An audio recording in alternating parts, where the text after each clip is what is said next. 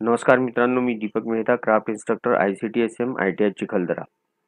आज आपण बघणार आहोत OSI model, open system interconnection model. मित्रांनो, 1984 मध्ये इंटरनॅशनल स्टँडर्ड ऑर्गनायझेशन या संस्थेने नेटवर्क कम्युनिकेशन करता एक मॉडेल डेव्हलप केलं, एक सिस्टीम डेव्हलप केली, ज्याला म्हटलं गेलं ओपन सिस्टीम इंटरकनेक्शन म्हणजे OSI मॉडेल. या मॉडेलला एकूण 7 लेयर्समध्ये डिवाइड केलेलं आहे, ज्यामध्ये 1 ते 4 लेवल्स यांना लोअर लेयर्स असं म्हटलं जातं, तर 5 ते 7 लेयर्स ज्या आहेत त्या अप्पर लेयर्स अशा म्हटल्या जातात किंवा ॲप्लिकेशन लेवलच्या लेयर्स असं म्हटलं जातं. तर आपण यांचं वर्किंग आता पुढे बघूया. या OSI मॉडेलमध्ये 7 लेयर्स असतात. यामध्ये पहिली लेयर आहे फिजिकल लेयर, दुसरी डाटा लिंक लेयर, तिसरी नेटवर्क लेयर, चौथी ट्रान्सपोर्ट लेयर. या 4 लेवल यांना लोअर लेवल लेयर असं म्हटलं जातं. तर अप्पर लेयर्स जे आहेत ते आहेत सेशन लेयर, प्रेझेंटेशन लेयर आणि ॲप्लिकेशन लेयर. दादा, या 7 लेयर्सचं काय कार्य असतं ते आपण बघूया. सगळ्यात आधी सर्वात खालची लेयर फिजिकल लेयर. आता ही फिजिकल लेयर सर्वात खालची आणि पहिली लेयर म्हटली जाते. ही नेटवर्क मध्ये ऍक्च्युअल फिजिकल कनेक्शन करता जबाबदार असते. या लेयर मध्ये डाटा हा बिट्सच्या स्वरूपात असतो. एका नोड कडून दुसऱ्या नोड कडे बिट्सच्या स्वरूपात डाटा ट्रान्सफर करण्यासाठी ही लेयर जबाबदार असते. यामध्ये सेंडर आणि रिसिव्हर मध्ये बीट सिंक्रोनायझेशन केले जाते. बीट रेट कंट्रोल म्हणजे number of beat per second हा या लेयरवर अवलंबून असतो. फिजिकल टोपोलॉजीज जसं स्टार आहे, बस आहे, रिंग आहे, त्याचप्रमाणे ट्रान्समिशन मोड जसं सिम्प्लेक्स आहे की हाफ डुप्लेक्स आहे की फुल डुप्लेक्स आहे, हे या लेयरद्वारे निश्चित केलं जातं. तर ही झाली फिजिकल लेयर. दुसरी लेयर आहे data link layer. Data link layer मध्ये node to node message delivery करता या लेयरला वापरलं जातं. याचं मुख्य काम म्हणजे एका नोड कडून दुसऱ्या नोड कडे फिजिकल लेयर वरून एरर फ्री डाटा ट्रान्सफर करणे आहे. हा डाटा या ठिकाणी फ्रेम्सच्या स्वरूपात असतो. फिजिकल लेयर मध्ये तो बीट्सच्या स्वरूपात होता, डाटा लिंक मध्ये तो फ्रेम्सच्या स्वरूपात असतो.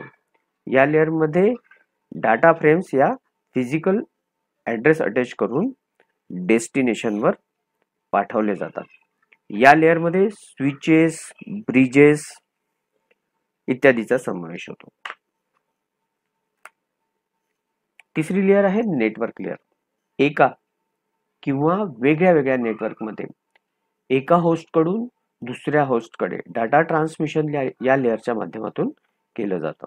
नेटवर्क लेयर ही सोर्स ते डेस्टिनेशनच्या डाटा ट्रान्सफर रूट डिसाइड करते. या लेयर मध्ये डाटा हा पॅकेटच्या स्वरूपात मॅनेज होत असतो किंवा केला जातो. थोडक्यात राउटिंग आणि लॉजिकल ऍड्रेसिंग करता ही लेयर जबाबदार असते.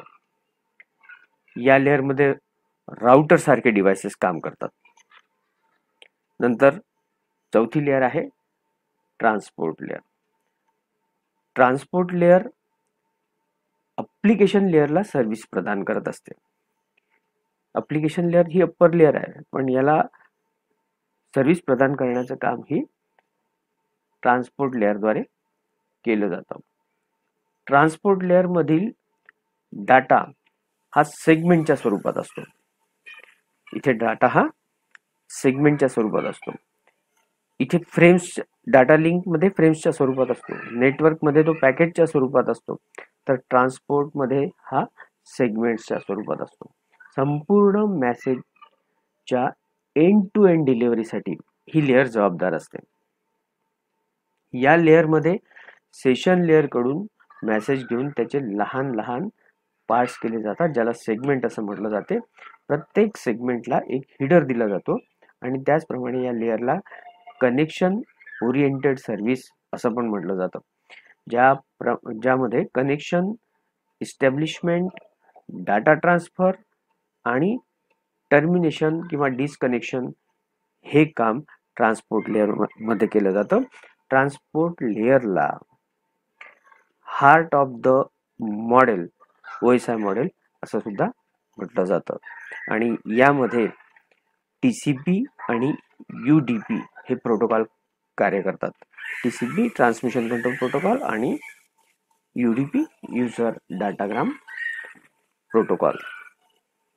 पुढची लेअर आहे मित्रांनो session layer. He layer establishment of connection, maintenance of session, authentication आणि सिक्युरिटी करता काम करत असते. म्हणजे दोन होस्ट मध्ये कनेक्शन स्थापित करणे, सेशन मेंटेन करणे आणि सेशन टर्मिनेट करणे हे काम सेशन लेअरद्वारे केलं जातं. या सगळ्या ज्या लेयर्स आहेत या एकमेकाला पूरक लेयर्स आहेत आणि प्रत्येक लेयर ही त्याच्या वरच्या लेयर सोबत समन्वय स्थापून कार्य करत असते. मित्रांनो, पुढची लेयर आहे प्रेझेंटेशन लेयर. या लेयरला ट्रान्सलेशन लेयर असं पण म्हणतात. आता ट्रान्सलेशन लेयर का म्हणतात?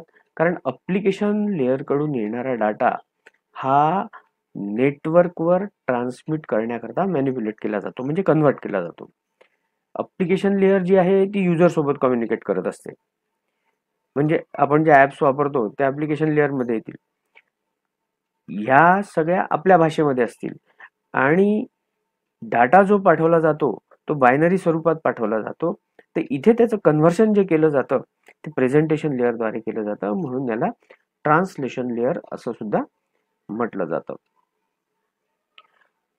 हा डाटा ASCII कोड्स मध्ये किंवा EBCDIC कोड्स मध्ये परिवर्तित केला जातो. त्याचप्रमाणे डाटाचं एन्क्रिप्शन, डिक्रिप्शन, कॉम्प्रेशन याकरता सुद्धा प्रेझेंटेशन लेअर जबाबदार असते. आणि शेवटची लेअर किंवा अप्पर लेअर ही आहे application layer. Application layer end user layer असं याला म्हटलं जातं.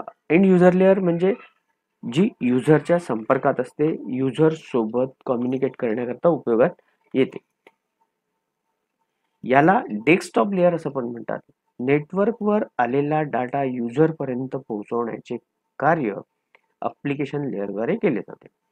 यामध्ये ब्राउझर, मेसेंजर्स इत्यादीचा समावेश होतो. म्हणजे ऍप्स जे आपण वापरतो, प्रोग्राम्स जे वापरतो आपण, त्याचा यामध्ये समावेश होतो.